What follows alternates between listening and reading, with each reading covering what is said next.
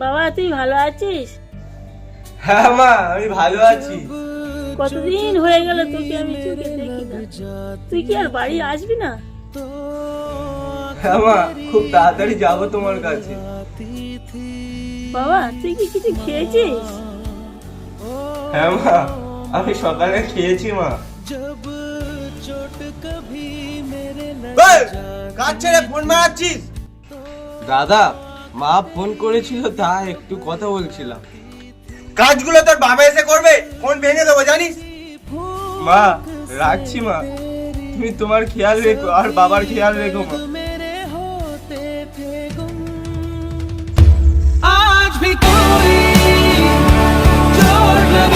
বন্ধু, ঘর ছেড়ে তুমি যখন বাইরে আসবে পরিবারের চাপে পড়ে, তখন তোমার খাওয়া ঘুম শখ শান্তি বলে কিছুই থাকবে না।